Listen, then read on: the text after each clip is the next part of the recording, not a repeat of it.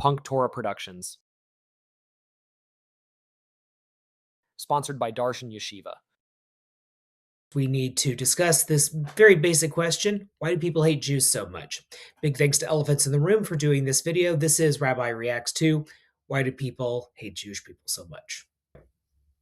Why have Jewish people faced so much hatred throughout history? I mean, it's been a lot, and it's a long story. They were enslaved by the Egyptians in the first pages of the Bible. They were shunned by medieval Europe. 1/3 of all Jews living in the 1930s were murdered in the Holocaust. And even today, it doesn't take much to spark hatred towards Jews. Hey, I'm Ken LaCourte, and this is a big, uncomfortable question.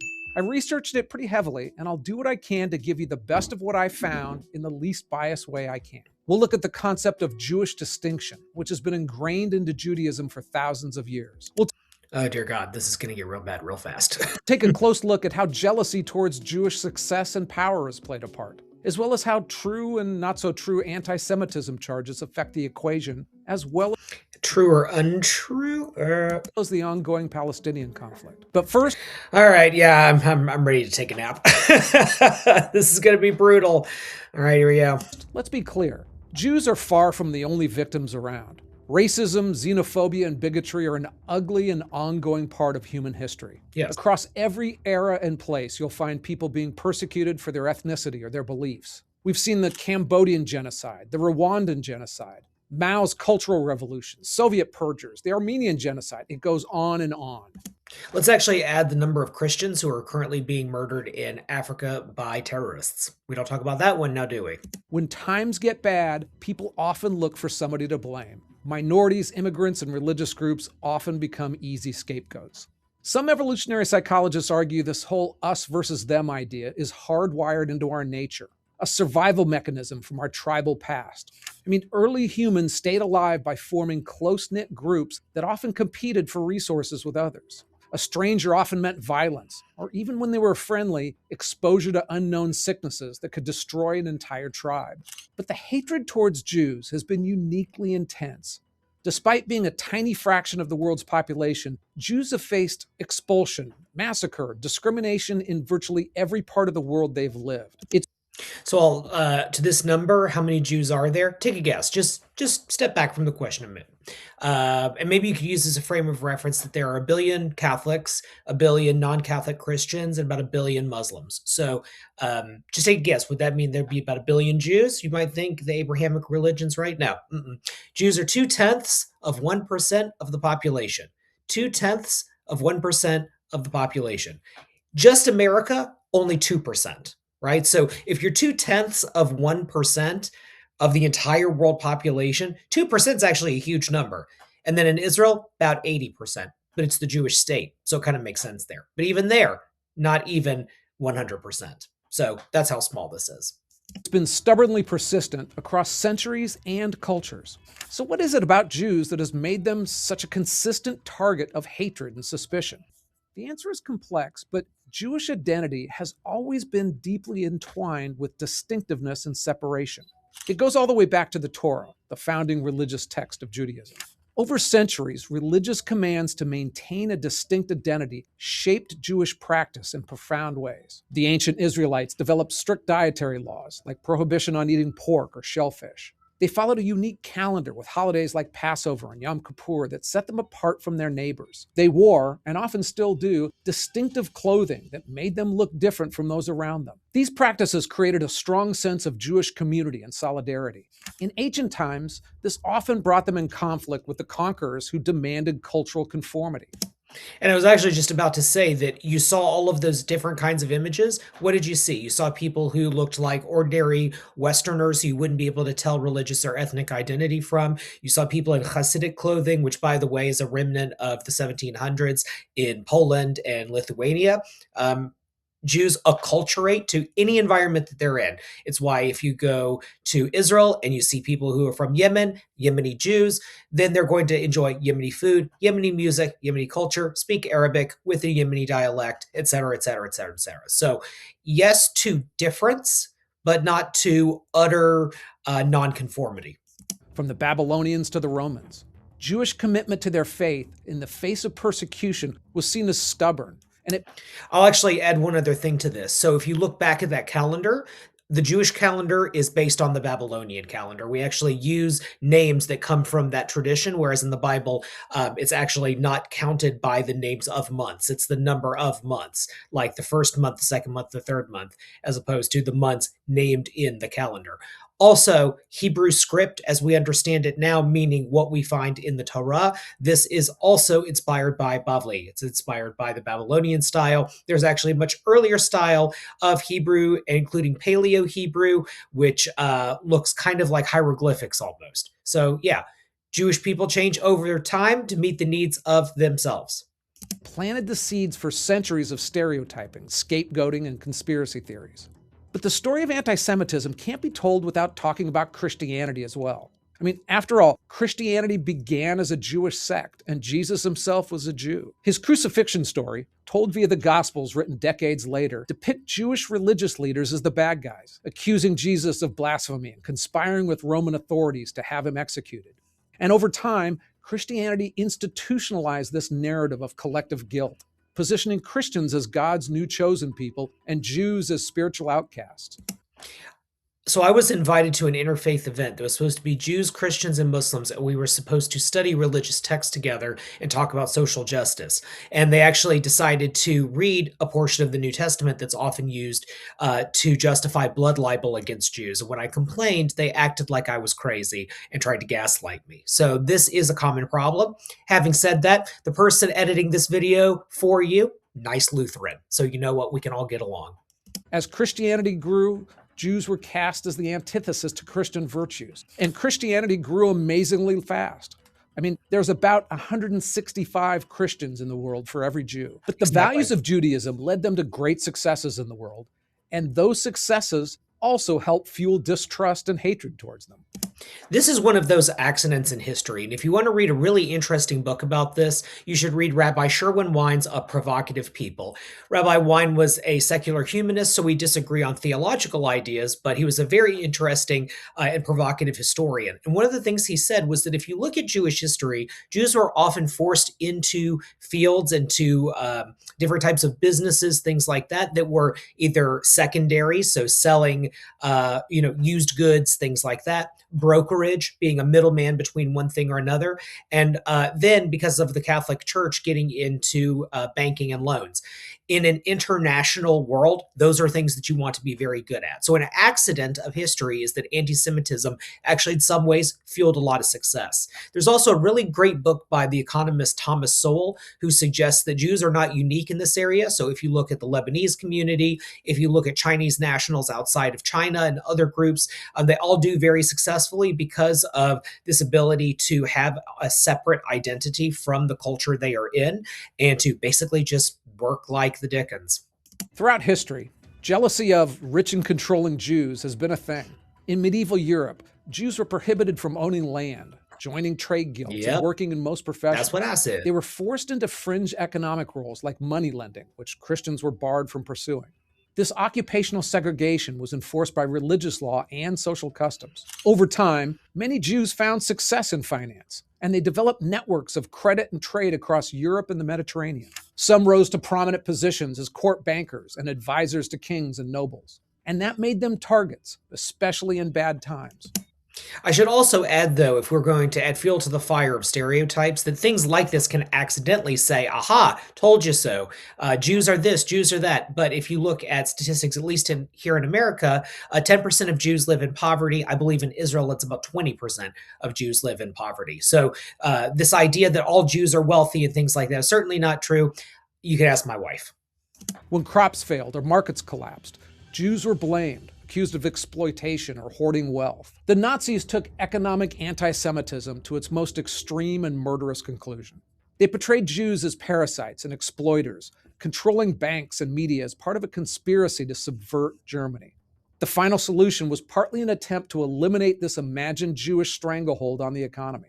This took on new forms in more recent years. The stereotype of the rich Jew was updated, and people made sweeping assumptions about Jews being lawyers or controlling Hollywood. And here's where I have to be careful, not to feed into bad stereotypes, but also not to blindly assume that every one of them is evil and wrong. Now, this is absolutely fair. If you do look at different types of businesses like banking, finance, if you look at things like the movie industry, things like that, uh, there is a disproportionate number of Jewish people in those industries. That has a lot to do with this history of having to always be on the edge of the economy, always having to find what that next thing is going to be. And there are bad people. It's just that simple. No one ever goes after the farmer of Dutch or German heritage somewhere in Nebraska, right? We never complain about how there's a white Anglo-Saxon Protestant conspiracy when it comes to other types of industries that are disproportionate. We never complain about any other group's dominance in particular fields. It just happens to always be us. Last week on Larry King Live, Marlon Brando made the shocking statement that Hollywood is, quote, run by Jews. In response, outraged Jewish organizations made it snow in New York in April. Norm Macdonald. Now, the snow part was a joke, but the Hollywood entertainment industry was largely created by a group of ambitious Jewish immigrants from Eastern Europe. Words like control can be dangerously overused, but throughout the 50s, that studio system completely dominated the film industry. And to this day, Jewish Americans play a strong role in it. Jews have long placed a high value on education, literacy, and professional achievement. And many Jews have risen to the top of their chosen fields, thanks to a combination of ability and communal support. For a group that's about 2% of America, Jews have earned themselves an outsized role in a number of powerful fields. But that's very different from the concept of Jewish globalists secretly controlling world events. And it also ties to another accusation that we hear a lot, the one of dual loyalty. It's the idea that Jews are more loyal to Israel or a global Jewish agenda than to their own countries. So let me just put it to you this way. You go to any synagogue, you're not going to see people who are loyal to each other, let alone another country or some other global conspiracy or whatever. We actually are no such thing as the Jewish community, like capital THE Jewish community. We don't all know each other. We're not all involved in each other's lives. We are critical of one another. A lot of people don't like Benjamin Netanyahu. A lot of people really like Benjamin Netanyahu. Guess what? In Israel, it's like they vote every year for a new prime minister. So this idea that there is this big loyalty and everyone is goose-stepping with one another is absolute nonsense. And it doesn't help, like with this image, for example, that what you have are two, maybe three Haredi people, and then the prime minister of Israel who is not religious, right? This kind of aesthetically buys into the idea that we are all connected in this particular way. Now, as the Jewish people, we do have Ahavas Yisrael, which means a love of the Jewish people. We do love, the land, right? Eretz Yisrael, and we do care about Medinat Yisrael, and we care about it because we have been persecuted for so long, as you see in this video, as a community, as an ethnic group, as a religious group, that we want to have a safe space, just as, by the way, every group should have a safe space. Tall fences make great neighbors, and that's not something to be upset about. That's just human reality. And it plays on those ancient fears of Jews as a shadowy cabal with their own allegiances.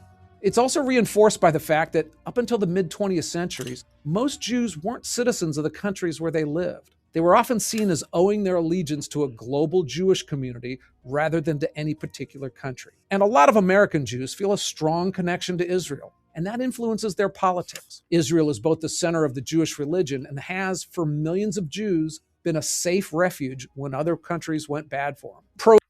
The similar type of prejudice, by the way, that is the dual loyalty thing, is something that you find with Americans and Catholicism. That has ended over time. But there was a time where the idea that JFK running for president as a Catholic was a big deal because they called him a papist and they said that he would be loyal only to the Vatican. So this idea of a dual loyalty is true of just about any group. We now also see this rise in the Asian American community where people are beginning to say that there are Chinese nationals that are trying to take over America, things like that. So this will always be a thing where people are convinced that you can never be from somewhere or of something or something different and be truly loyal to your home.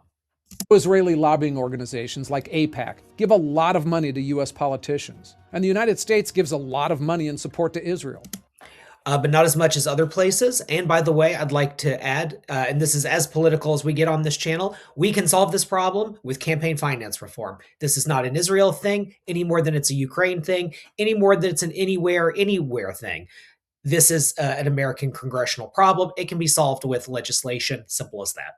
$4 billion a year in a typical year, and closer to $18 billion last year. And when some progressive politicians spoke out strongly against Israel, a lot of Jewish money helped defeat them in elections. Now, people should be able to debate about America's relationship with Israel without being branded anti-Semitic. And some Jewish leaders are quick, sometimes too quick, to play that card. Now, given the history of anti-Semitism, many Jews are rightly sensitive to anything that sounds remotely anti-Jewish. The memory of the Holocaust is still raw, and the fear of resurgent anti-Semitism is a real thing. I think it's interesting that we have gotten better as a world talking about things like PTSD, but this is one of these areas where the language of trauma is never allowed to exist. It's always someone else's trauma except for Jewish trauma, curiously enough. Another thing that I'd like to add to the idea that Jewish money does things, this is incorrect. The idea of Jewish money implies that all Jews give money to one thing. There are plenty of Jews who do not like AIPAC and have actually started their own organizations that offer an alternative to AIPAC. So again, this idea of so-called Jewish money, that actually then feeds back into the stereotype. What you could say is money from Jewish organizations. That might be a little bit better. Or nonprofits that are Jewish. Let's start with what it really is. It's not Jewish money. It's nonprofits. It's lobbying groups related to Israel or Jewish causes. I mean, it was only 80 years ago that train tracks ended at death camps in Nazi Germany, where millions were murdered. I mean, there are still people alive today who were around back then. And it's not always easy to distinguish between honest disagreement and veiled bigotry. For instance, some say the term Israel lobby is an anti-Semitic dog whistle, suggesting a shadowy Jewish influence over American politics. Others say it's an accurate description. The Jewish Anti-Defamation League offers other examples. In their polling of what they call anti-Semitic questions, some are clearly that. But others, like the statement, Jews stick together more than other Americans, don't seem very anti-Semitic to me and have a large degree of truth. There have even been recent attempts in America to outlaw boycotting Israel, or even supposedly anti-Semitic speech, actions that completely violate America's concept of free speech. Things like that not only create a backlash, but they make it harder to confront genuine anti-Jewish hate. So let's also add the fact, again, that people have different feelings on this. Some people want to ban speech against trans people or people of color or gays and lesbians, right? Some people are free speech maximalists and say it's okay to yell fire in a crowded movie theater, right? Different kinds of people have different kinds of opinions. That also includes the Jewish people. We have different opinions about everything all the time. In fact, our religion is built on it. Look at something called the Talmud. We literally have volumes of Jewish text where all the rabbis do is argue about what the nature of the religion even is. We are a people who are built on this idea of disagreement, not a kind of unified agreement. Unpopular opinion, but I'm here to make it. Can also be a confusing overlap between criticism of Jews in general versus the action of Israel. And Yes. no look at modern anti-Semitism would be complete without looking at the long-running conflict between Israel and the Palestinians. The horrific October 7th attacks on Israel sparked a rare bit of sympathy for the country. But the resulting war in Gaza sparked hate that went far beyond protesting a war. People were harassed for speaking Hebrew in public. Holocaust memorials were defaced with swastikas and slurs. Jewish-owned businesses were vandalized not for supporting a war, but just for being Jewish. And elite college campuses in the United States and elsewhere often just denigrated into anti-Semitic environments. Under the guise of being anti-war, people who hated Jews had a field day. I mean, more Ukrainians have died at the hands of the Russians, who launched a totally unprovoked war against them, but you don't see anywhere near the level of vitriol against them in other countries. Once again, Jews are treated differently. There you go. Now, this isn't a video to get into the history of that conflict, but it does present a kind of a classic chicken and egg scenario. Do people dislike Israel because of their behavior towards Palestinians? Or is 2,000 years of anti-Jewish hate the real cause of that conflict? Or maybe, as is often the case, a bit of both. Here's the real story. If you're a person who thinks that Israel cannot be the Jewish state, okay, fine, you're allowed to think that. Should there be a Palestinian state? You can believe that or not. But if you believe there can be a Palestinian state, but not a Jewish state, then we have an issue. Because immediately you're saying there can be ethno-religious states, but there can't be one when it comes to the Jews. And by the way, Israel, for a so-called Jewish ethno-state, really isn't particularly good at it, because 20% of the people there who are citizens, who vote and serve in the military, who serve in Knesset, who serve as judges, who head banks and hospital systems, are not Jews. So there you go.